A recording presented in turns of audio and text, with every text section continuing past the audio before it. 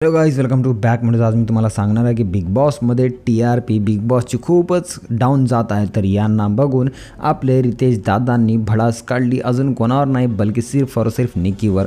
कारण की निकीमुळे ही सगळी फुटेज भेटत आहे आणि निकी ही असले कांड करत आहे की सगळी फुटेज निकीवर जात आहे. तरी बिग बॉसनी आणि रितेशनी फैसला घेतला की तुम्ही असले कामं करायचे बंद करा. कारण की तुम्ही कधी अरबाजला भांडणं करत आहात, तर कधी अभिजितला भांडणं करत आहात, तर कधी कोणाशी भांडणं करत आहात. म्हणजे तुम्हाला खूप एक्सपिरियन्स आहे असं तुम्हाला वाटते. परंतु तुम्हाला बाहेरची जर तुम्हाला इमेज आणि बाहेरचे जेवढे तुमचे फॅन्स आहेत, जे तुम्हाला असं वाटतं की तुम्ही खूपच म्हणजे जास्त पुढे आहात, तुम्हाला वोटिंग खूप जास्त मिळत आहे आणि तुम्हाला बाहेरून खूपच सपोर्ट भेटत आहे असं तुम्हाला वाटत असेल, हे तुमचा भ्रम आहे. या भ्रममधून बाहेर निघा.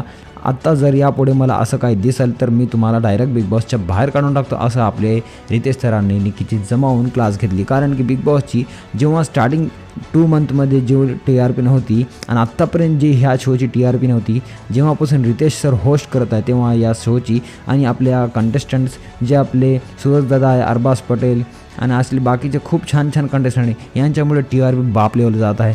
तर या वीकमध्ये एवढी TRP डाऊन झाली की बिग बॉस आणि रितेश दोघंसुद्धा शॉक झालेत.